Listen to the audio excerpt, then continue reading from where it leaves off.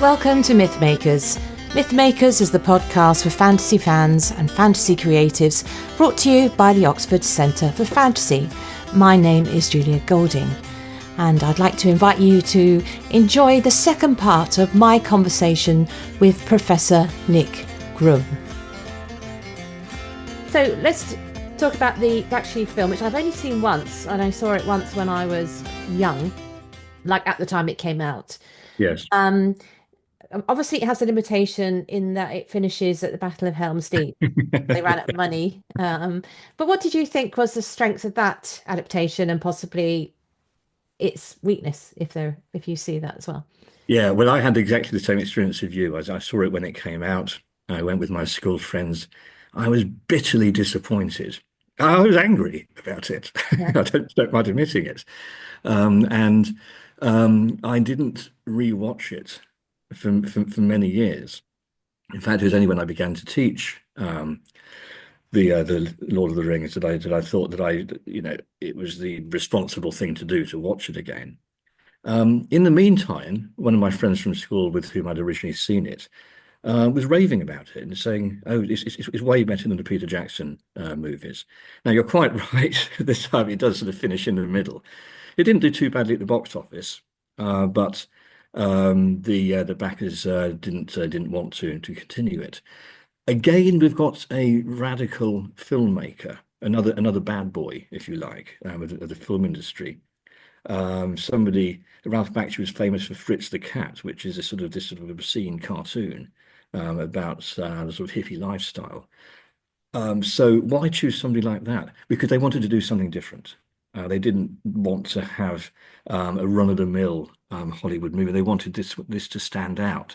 And they also wanted to carry the audience with them, I think, from the 60s.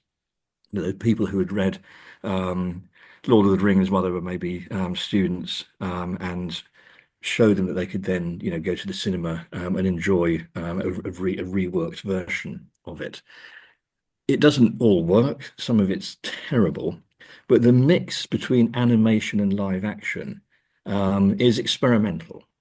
And in that, I think it does reflect Tolkien's own attempts to experiment with different literary styles. So the technique is called rotoscoping. So you actually film live action with real actors, and then you superimpose onto that animated characters.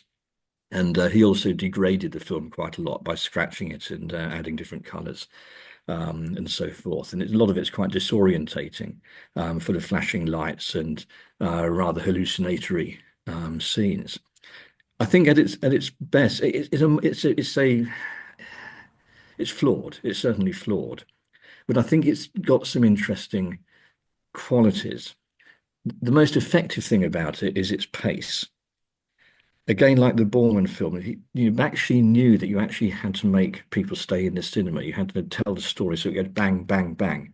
And he got that absolutely right, I think.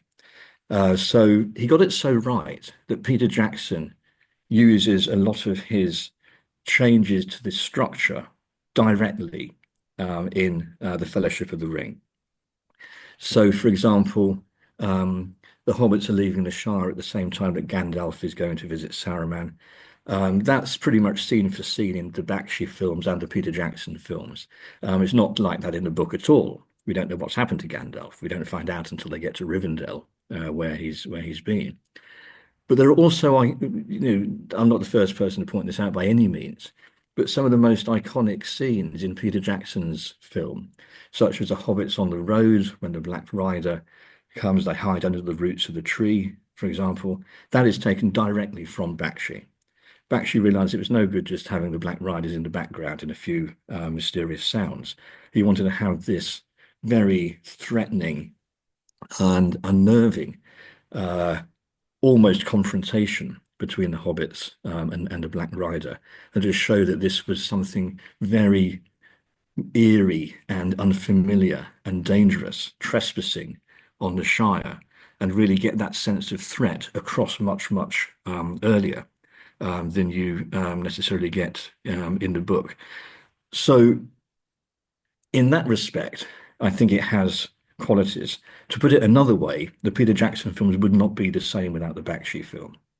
I think in the sort of background material for those DVD sets, Peter Jackson says one particular shot he did on purpose to honor Bakshi, which is right at the beginning with the party where they're calling out the names of the hobbits. Hmm. And he says Proudfoot, and somebody shouts Proud Feet. And there's Yes. a image of a man, hobbits, foot sort of front with a sort of quite an unusual camera angle, which apparently is from the cartoon. I don't remember that one, but I think you could Yes, it probably is. put But those I side by think side. I think Peter Jackson is being a little disingenuous because I mean clearly the scene underneath the roots of the tree is That taken too. taken straight from it. But I think if you can watch them side by side, and you can see how consciously or unconsciously, Peter Jackson is alluding to the Bakshi film. Any sensible filmmaker is going to watch the earlier adaptations, like any theatre director. Research his earlier productions of a play to see how people have solved certain problems. I'll So tell you one other thing is that we talked about the BBC radio version. That also is directly inspired by the Ralph Bakshi version because they take the same actors. right, So, they were keen to certainly the actor who plays Gollum, whose name, uh, Peter. Um, yeah, I'll have to look it up. I should have checked beforehand. yeah. But I mean, he's one of the actors who. I mean, it's a great cast for the BBC version. You've got Bill Nighy in there, for example. William He, Nye. Yeah, it took me a long while to put him together with the Bill Nye that we all we were know. showing today, yes. But Um, no, they certainly did carry through some of the same actors.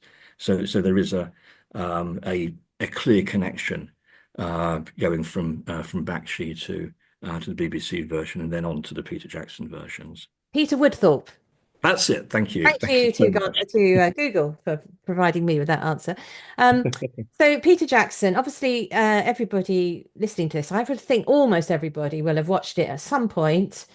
Um, Huge achievement, It's amazing. It's an amazing huge, achievement. huge achievement, um, and I think it's reset a lot of people's mental furniture for what Middle Earth looks like, for better or for worse.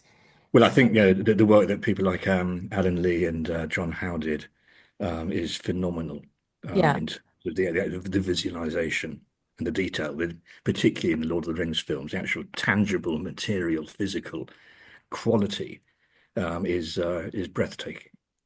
So when I criticize it, I usually think I'm criticizing something which it's like improving upon something good. So there'd be various choices I would have done differently but that's totally with the I don't underestimate the enormity of the task that they had. But there is a sort of connection between Boorman, Bakshi, and Peter Jackson in they were both all three of them are kind of slightly odd directors to choose. Yeah, yeah, Because Peter Jackson came from his sort of comedy horror yeah. films Sure, beforehand. sure. So what would you say were the well, there's so much to say, but should we just pick a couple of things which you think are the areas which really worked in terms of giving us a 21st century version of Tolkien? These were, if people remember, these came out right at the beginning of the century, Yeah, yeah, and they yeah. sort of set Tolkien up for this century. And what do you think is the room for improvement, the place you'd like to see reimagined or revisited if someone else takes on this task? It's interesting.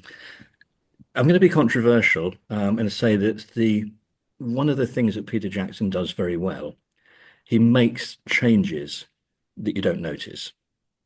So for those readers who might only have a passing familiarity with the book, they might have read it when they were younger, that they won't notice, for example, that the film begins, as it quite rightly should, I think, if you're making a film. It doesn't begin with a long expected party. It begins with the forging of the rings and then the Battle of the Last Alliance. And that's exactly how Bakshi begins his film as well.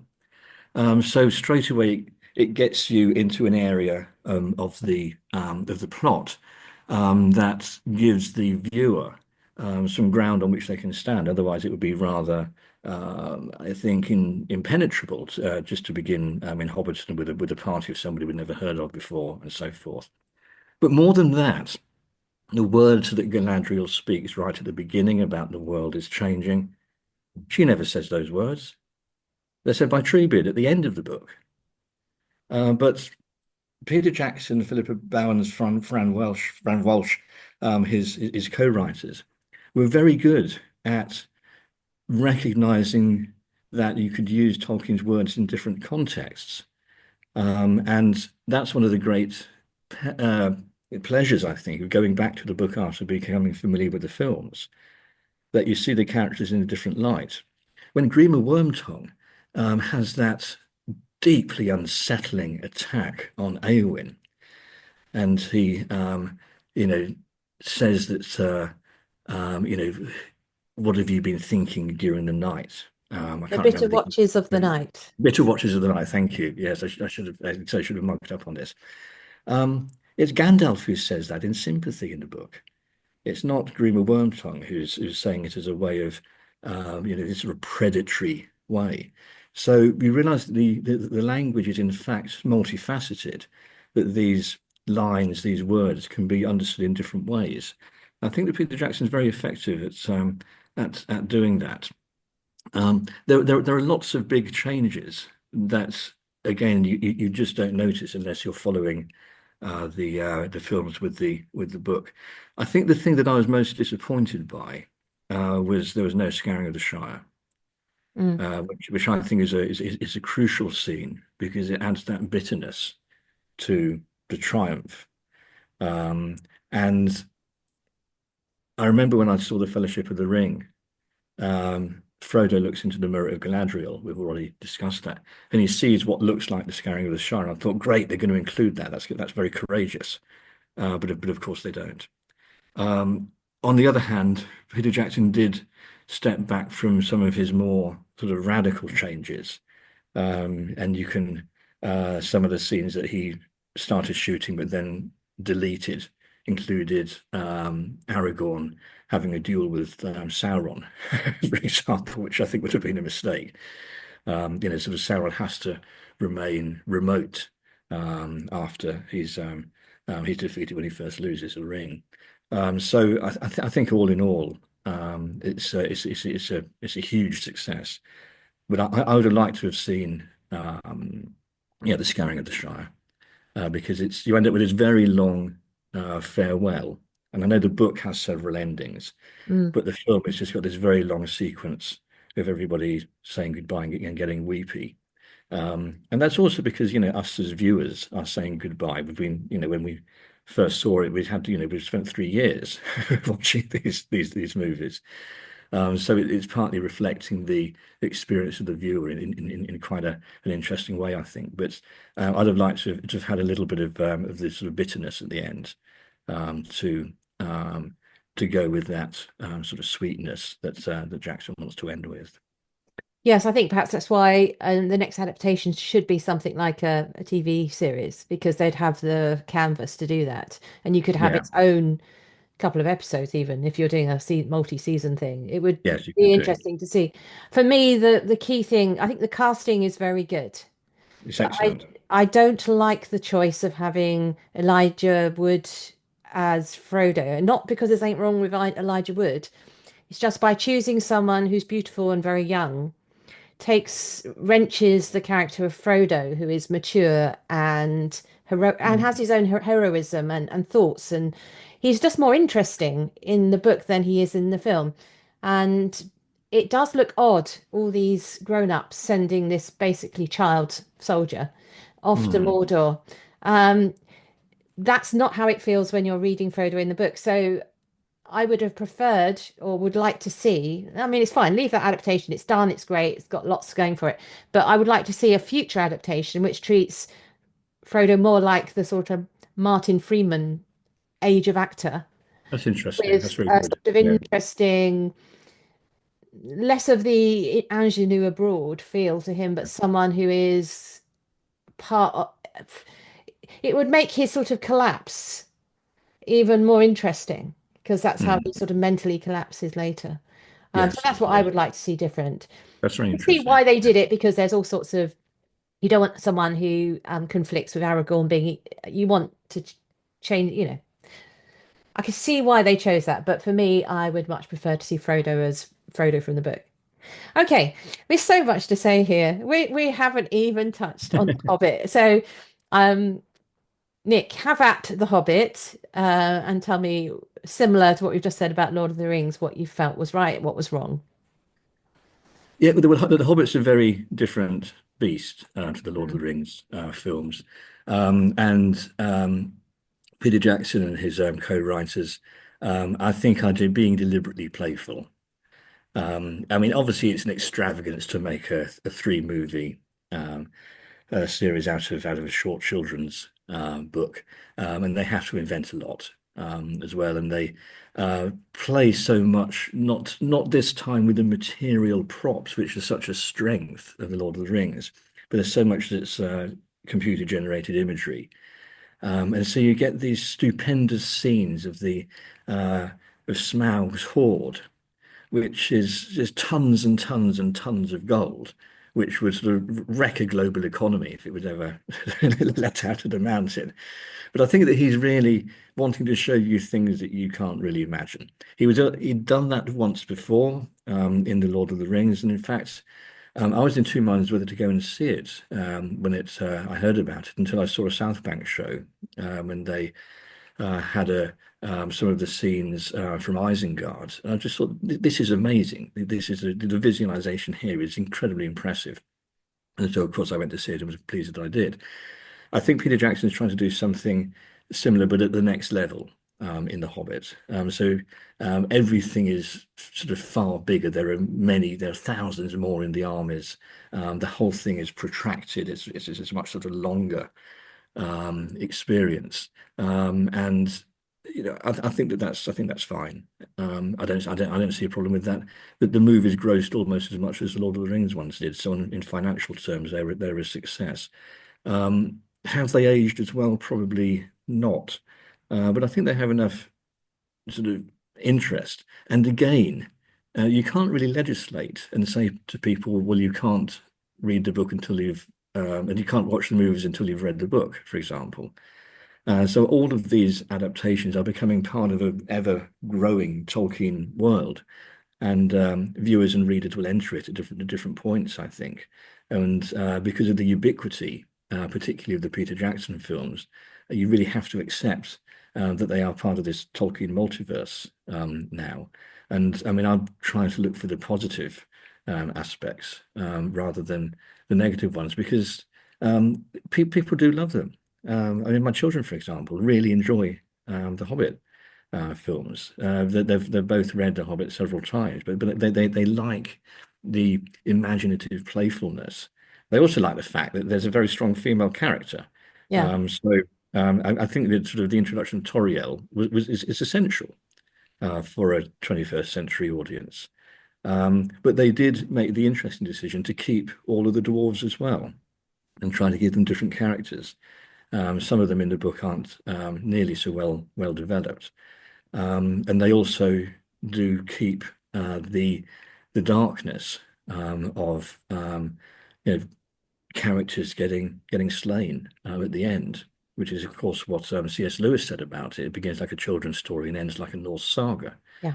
And that combination of different styles, of different moods and tones, I think is something that Peter Jackson sort of succeeds in conveying.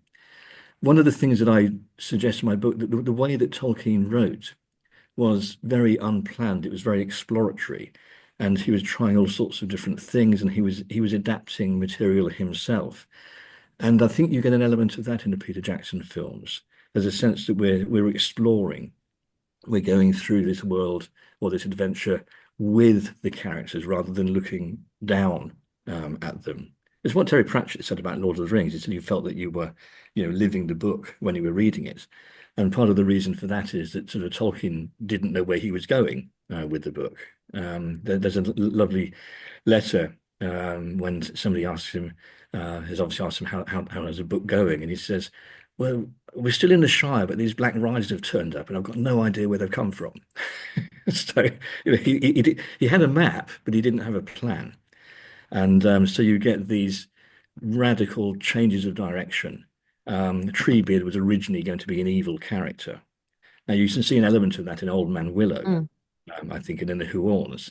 But he's constantly changing his mind and adapting, and sort of shifting his perspective. And I think that quality of the book is something that you do get in the Peter Jackson films, where he's filming, way more scenes than he has to, with different inflections, and then he's putting them together in different ways. They are in different ways because the theatre release is not only shorter, obviously, than the DVD release, but he actually uses different takes of certain scenes to give a different character to the DVD release than he might see on the cinema release. And so it's not simply adding scenes, it's actually using different versions of the same scenes.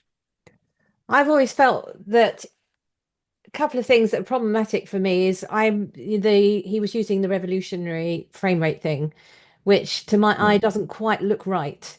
Because I've got a problem. My brain's got a problem with it. It feels, particularly in the Goblin Caves. I can't. My eyes don't read it as real. Um, that's my problem. Maybe a modern generation brought up on video games would find that just fine, and your kids are very fine. But I also feel there were some really good changes. So I thought developing the politics of Lake Town Yeah, so that definitely. Bard has a purpose, a history, that was a good change. But I felt the pacing was very wrong, and that you could probably take the material of the three films and make two really good films out of it, particularly the vastly overindulgent last battle. Yeah, the last battle is never ending. Yeah, and Um, but he couldn't let it go. And he also wanted to give it the sense of a battle. He was using a handheld camera. He was doing a lot of the techniques that sort of CNN war reporters use to try to get that immediacy. But if it had been two movies, we'd all be saying, well, why isn't it three? Everybody I wants to have wouldn't. Definitely not. No. everyone wants to have another No. another movie of Lord of the Rings. And I think that because that's, there's hours and hours of footage from the Battle of Helm's Deep.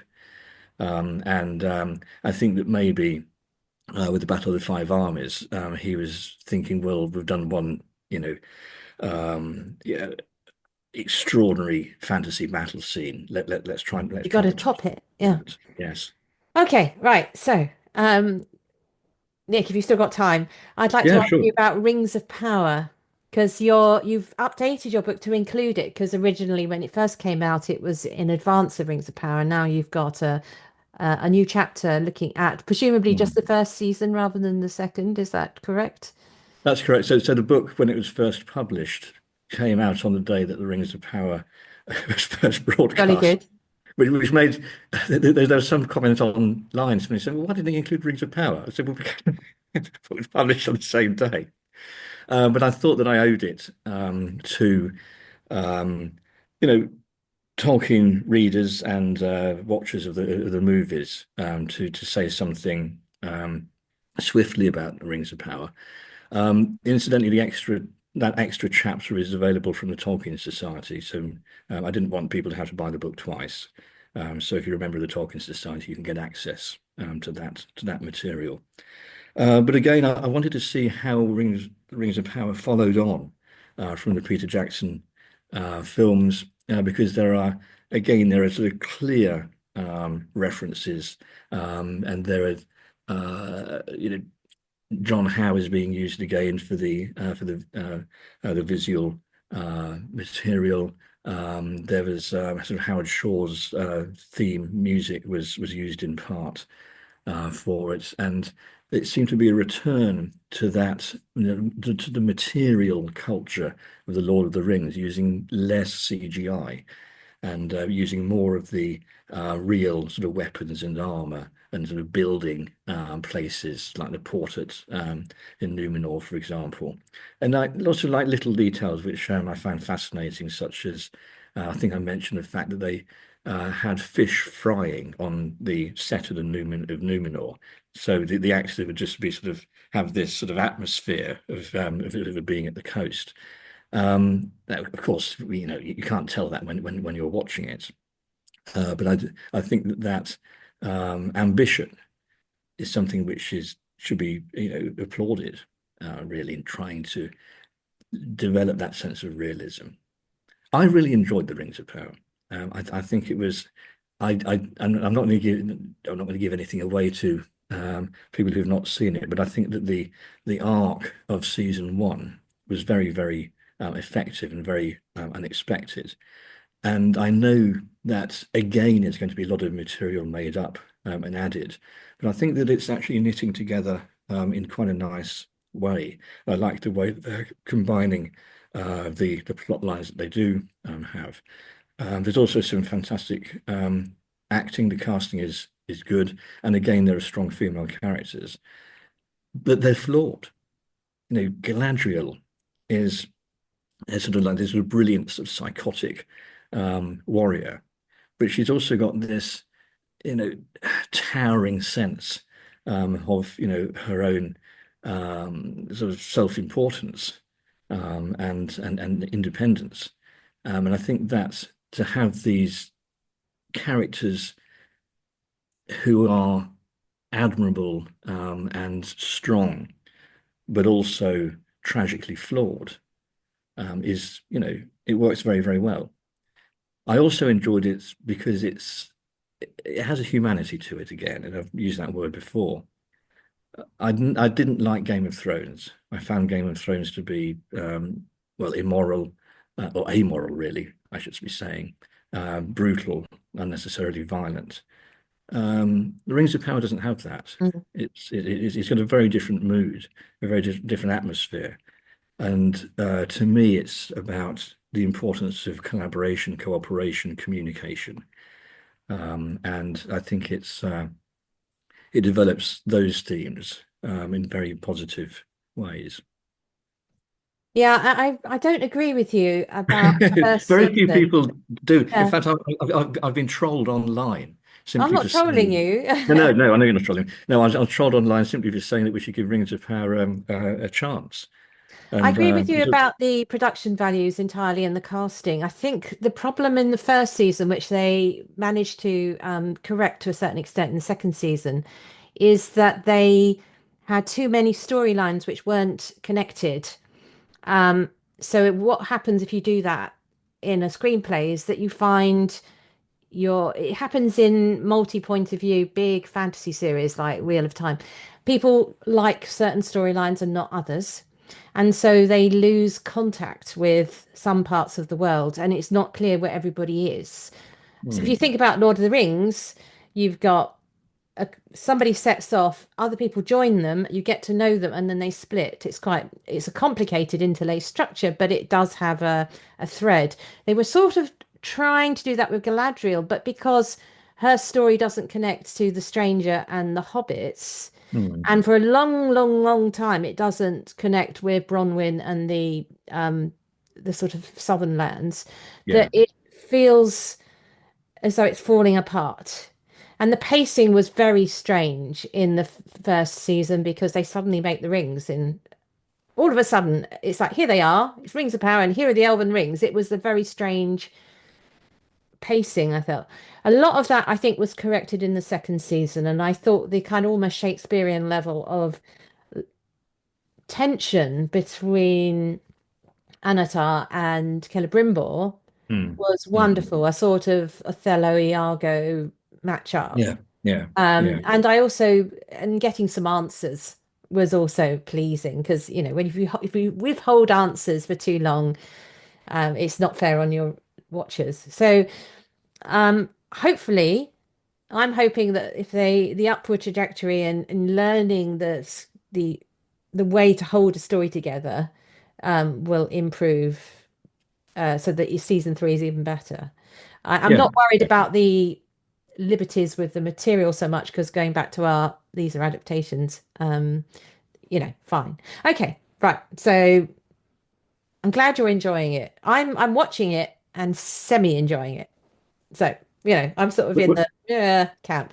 I Um, suppose I'm enjoying it from the point of view of trying to think of ways in which its sort of challenges are, you know, Tolkien up to this point. And by Tolkien up to this point, I mean Tolkien plus the history of Middle Earth plus the Peter Jackson movies mm. plus Bakshi and everything. So I sort of just see it as more parts of this ever expanding jigsaw.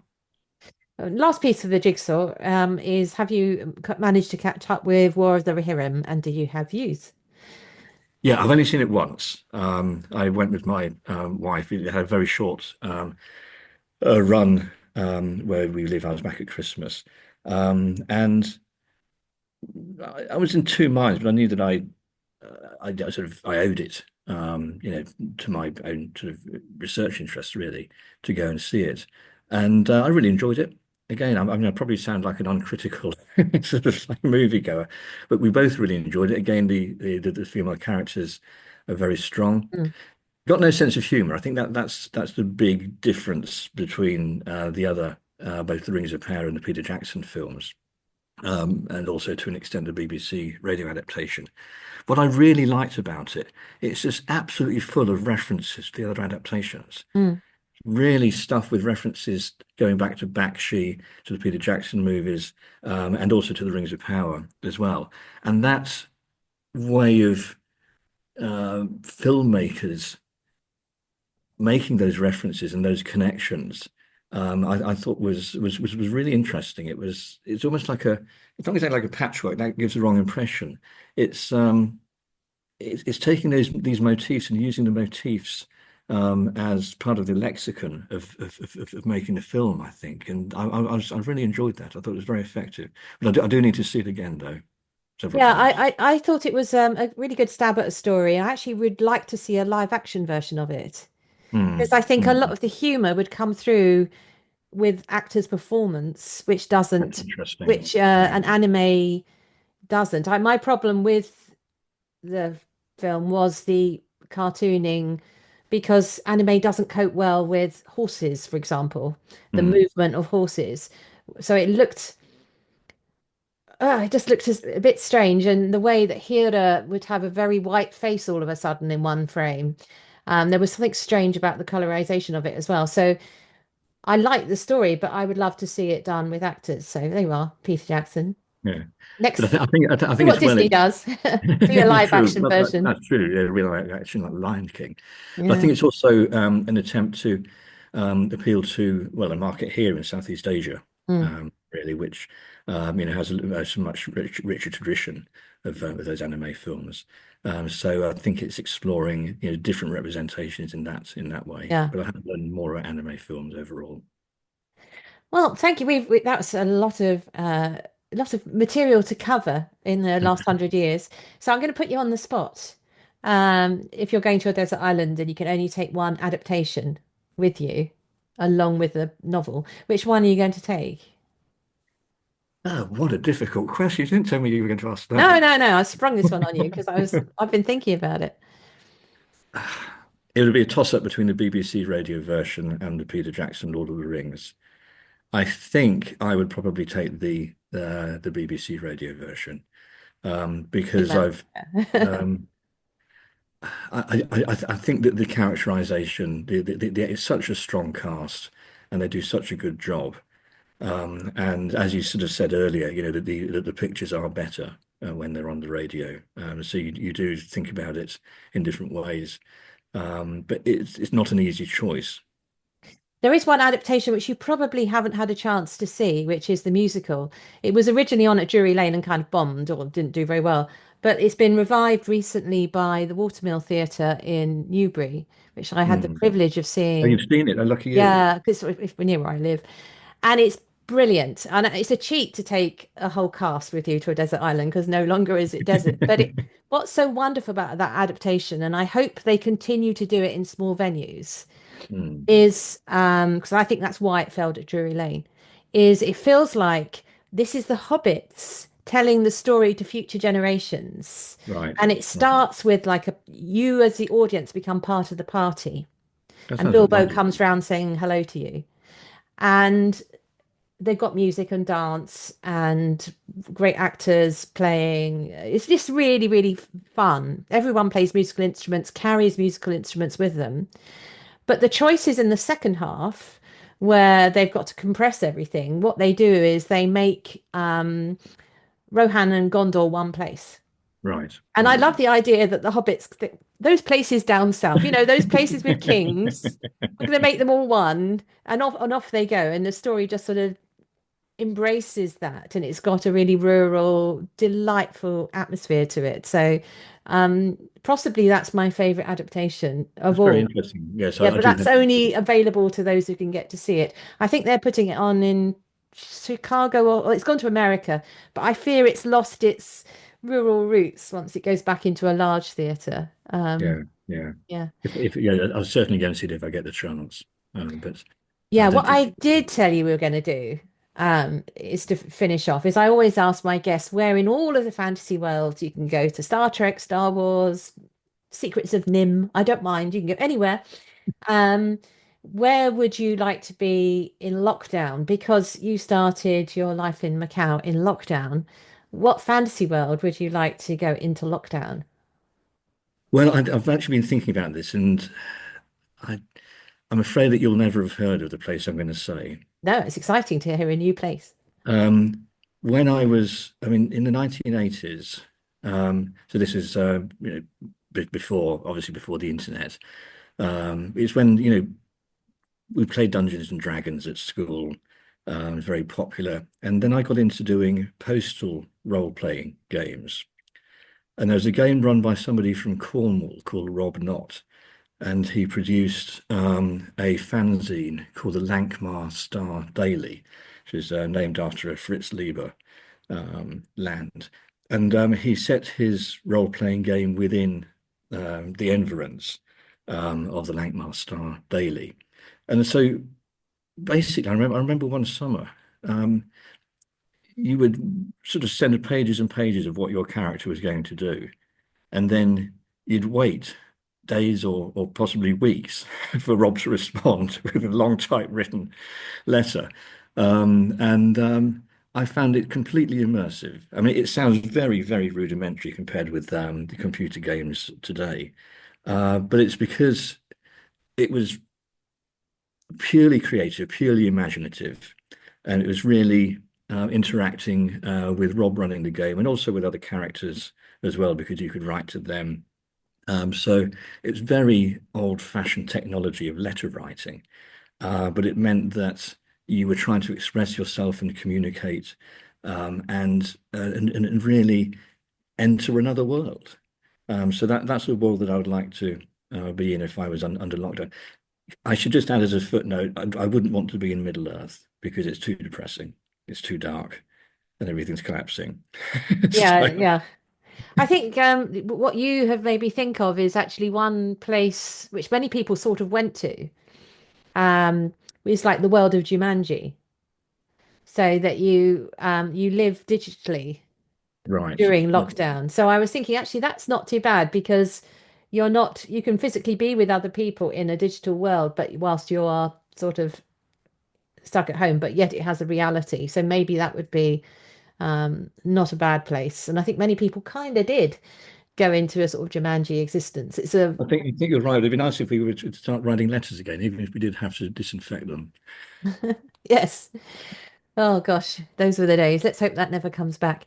So Nick, Yes. thank you so much for spending so much time with us, and it's been fascinating.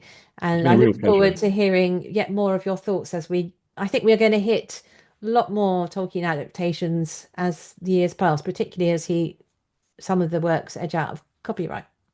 That's going to be an Um, interesting time. I don't know. 2043. I think the Tolkien estate will keep a strict Life plus control 70, over 2043 that. is when it's going to hit. Yeah, we'll see. Not We'll the see. Silmarillion because that's Christopher Tolkien. But But but they we've also got haven't sold the rights to the Silmarillion. I mean, it'll be interesting. I yeah. think that they're going to be quite carefully controlled. So I'm afraid it won't be in my lifetime. Well, we've got C.S. Lewis going up copyright first. His It'll be a test case, I think. 33, Right, 2033. that'll be a So, test case. yeah. But we've got a lot to look forward to, and I think, as I sort of said before, that we this is a nettle that we have to grasp. I think that it's really untenable to be a purist about Mm. Tolkien. We've got to see that there are different Tolkiens that are, whether we're just going to look at the book or whether we're going to accept the adaptations, but you can't separate them anymore, really. When you see Ian McKellen, you think of Gandalf. I wonder whether he does when he looks in the mirror. But also, it's difficult to forget those characters, those actors, when you're reading the book. So, Nick, perhaps can I invite you back once we've had Hunt for Gollum and we can have another Absolutely. chat? Yeah, That would be yeah. great fun. So, thank you very much, Nick. Thank you for joining us. It's been lovely talking to you, Julie. Thank you so much.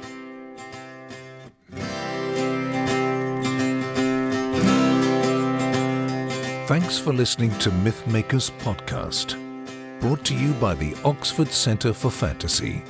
Visit oxfordcenterforfantasy.org to join in the fun. Find out about our online courses, in-person stays in Oxford, plus visit our shop for great gifts. Tell a friend and subscribe wherever you find your favourite podcasts worldwide.